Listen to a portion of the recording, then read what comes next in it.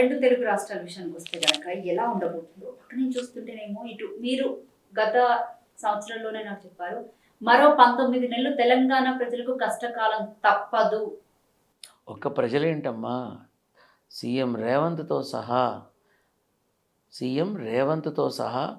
13 నుంచి 19 నెలలు విపరీతమైన ఒత్తిడి ఉంటుంది, మానసిక వేదన ఉంటుంది, అందరికీ సమాధానం చెప్పుకునే విధానం ఉంటుంది, అందరినీ కలుపుకోయే క్రమంలో తను నిందలు పడే అవకాశం ఉంది. ఒంటెద్దు పోరాటం చేసేటటువంటి స్థితి వచ్చినా ఆశ్చర్యం లేదు. అంతేకాకుండా విపరీతమైన పర్యటనలు ఉంటాయి. ఈ క్రమంలో ఆయన అంటే ఆ 19 నెలల తర్వాత సీఎంగా కొనసాగే అవకాశం కొనసాగితే మాత్రం వచ్చే ఎలక్షన్స్కి 1 మంత్ ముందు వరకు తానే చక్రవర్తి. కానీ అంత కష్టపడి ప్రభుత్వాన్ని తీసుకొచ్చిన ఆ మనిషికి కొంత ఇబ్బంది సమయం అనేది మొన్న డిసెంబర్ నుంచి మొదలైంది. ఈ సమయం ఇప్పుడు డిసెంబర్ అయిపోయింది కదా, ఇది జనవరి, ఇంకో 12 నెలలు కొనసాగితే రాజే అవుతారని చెప్పారు కదా మీరు. అవును, అప్పుడు నేను నిద్రలో లేపడిగినా కూడా సంవత్సరం క్రితం చెప్పిన మాట చెప్తా.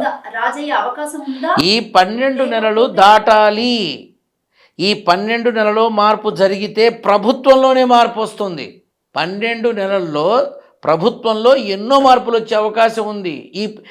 ఇది గనక రాలేదో వచ్చే ఎలక్షన్ దాకా కదిలించే శక్తి ఏదీ లేదు. ఏ విధమైన మార్పులు అనుకోవచ్చు?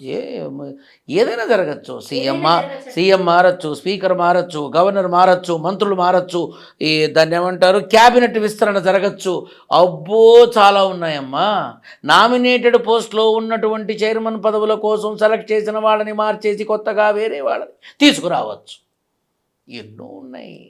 హామీలకు సంబంధించి కొంతమేర చర్చ జరుగుతుంది, కొంతమేర, పూర్తిగా కాదు.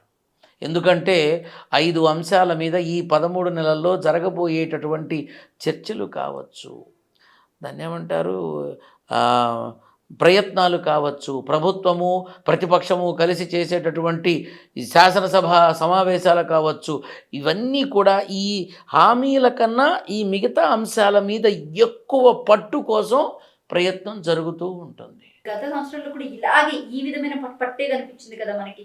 ఇంకేమైనా కొత్తగా ఉంటుందా? ఇంకా కొత్తగా ఉంటుందమ్మా. ఇబ్బందులు కొత్తగా ఉంటాయి. అంటే రాజకీయ నాయకులుగా ప్రజలుగా.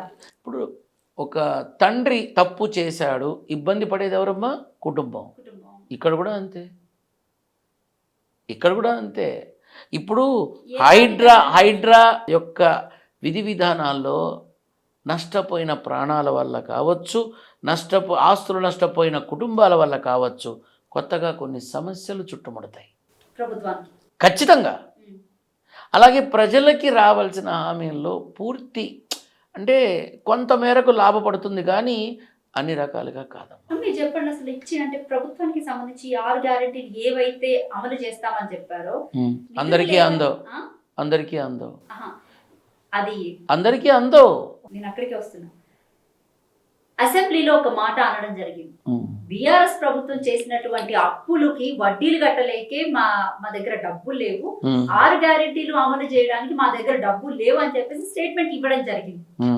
రైట్, ఇక్కడ వరకు బానే ఉంది. అంటే ఆయన ఒక క్లారిటీ ఇచ్చేసాడు మొన్న, డబ్బులు లేవు, మేము ఇవ్వలేమని. ఏమర్థమైంది? అంటే అత్తగారు కొట్టినందుకు కాదు, తోడికోడలు నవ్వినందుకు అన్నదిట. అది కూడా అంతేగా.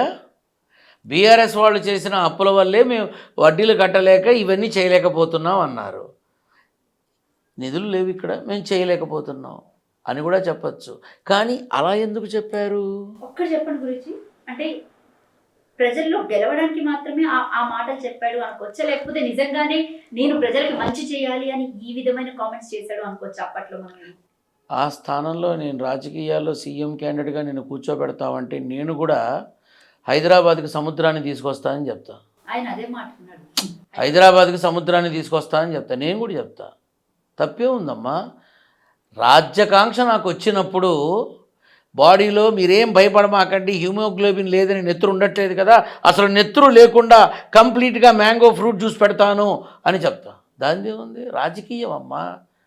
ఇచ్చే హామీలు ఏవైతే ఉన్నాయో ఇస్తాము అని చెప్పి చేసేటటువంటి ప్రమాణాలు ఏవైతే ఉన్నాయో బేరీజు వేసుకుంటే తెలుస్తుంది ఏది నిజమో ఏది అబద్ధమో. రేవంత్ రెడ్డికి నిజంగా మంచి చేసే ఆలోచనలు ఎక్కడన్నా ఉన్నాయి మనుషులు?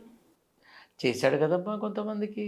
పాపం అందరికీ చేయకపోయినా ఈ రైతు బంధు పథకాలని కానీ, రైతు బంధు నిధులని కానీ, రైతు రుణమాఫీ కానీ, ఇంకోటి కానీ చేయడం జరిగిందిగా కొంత. అన్యథా శరణం నాస్తి త్వమేవ శరణం మమ. నా వల్ల ఏది కాలేదు ఇంతకు మించి, కాబట్టి ఏదో కాపాడు నాన్న అన్నట్టుగా చావు తప్పి కన్నులు ఒట్టబోయినట్టే లక్షల మందికి రావాల్సింది 10 లక్షలు రావాల్సింది 1,00,000 మందికి వచ్చింది. ఇప్పుడు ఏమంటావు? అంతే. కాబట్టి మొత్తము ఇవ్వలేదు అంటానికి లేదు, ఇచ్చిన దాని తాలూకా కాగితం ఉంది. అలా అని మొత్తానికి ఇచ్చావా అని అడిగితే ఇవ్వలేదు అని కాగితం ఉంది. ఇప్పుడు ఏం సమాధానం చెప్తావు? హామీలు 100కి 100% ఇచ్చినట్ట, ఇవ్వనట్ట? 100లో 27% మాత్రమే ఇచ్చినట్ట. కాబట్టి రాజకీయపరమైనటువంటి విషయాల్లో నేను ఎప్పుడూ అంతగా చొచ్చుకొని పోను, ఎందుకంటే నాకు అనవసరం. కానీ నువ్వు అడిగావు కాబట్టి ఈ విషయం చెప్తున్నా. ఈ హామీలు ఏవైతే ఉన్నాయో, ఉచిత బస్సు పెట్టి ఆటో వాళ్ళ కడుపు కొట్టేశారా? ఉచిత బస్సు పెట్టి ఆటో వాళ్ళ కడుపు కొట్టేశారా నేను అడుగుతున్నా. మరి ఇప్పుడు ఆటో వాళ్ళు ఓలాలు బుక్ చేసుకునే వాళ్ళు తప్ప ఇంకొకరు రారు. అందులో చాలా వరకు ఆటో వాళ్ళు రోజు కూలీ, రోజు రెంట్ కట్టడానికి కూడా ఇబ్బంది పడుతున్న రోజులు ఇవి. అదే ఆటో వాడి భార్య ఆటోలో కూడా రాదు. మరి ఎందుకు ఆటో, ఎందుకు నీకు ఫ్రీనేగా బస్సు, పో బస్సులో పో అంటున్నాడు. ఇదివరకు భార్య బిడ్డలను చక్కగా ఆటోలో తీసుకెళ్ళేవాడు. ఇప్పుడు చెప్పట్లా, నీ కోసం ఖర్చు పెట్టే డీజిల్ నేను ప్యాసింజర్ కోసం ఖర్చు పెట్టుకుంటా పో అంటున్నాడు. ఎవరికి అన్యాయం జరిగింది, ఎవరికి న్యాయం జరిగింది? నేను నేరుగా అడుగుతున్నా. ఉచిత బస్సు కొన్ని లాజికల్గా ఆలోచిద్దాం. ఉచిత బస్సు అని పెట్టడంతో ఎంతమందికి ఉపయోగపడుతోంది? అది ఎంతమంది ఆడవాళ్ళు వెళ్ళి రావడానికి ఉపయోగపడుతోంది. మరి అదే ఆడది భార్య స్థానంలో ఉన్నప్పుడు, తన భర్త ఆటో నడుపుతున్నప్పుడు, అతనికి డబ్బు లేనప్పుడు ఏం చేస్తుంది? పో మీ రేవంత్ నన్ను అడుగు, నాకు డబ్బు లేకుండా చేశాడు అని భార్యతో అంటాడు. అంతకు మించి ఏమంటాడు? కాబట్టి ఒకరికి మంచి, ఒకరికి చెడు, ఒకరికి లాభం, ఒకరికి నష్టం. ఈ ప్రకారంగా ఉందమ్మా. ఇప్పుడు ఈ ప్రకారంగా ఉంది.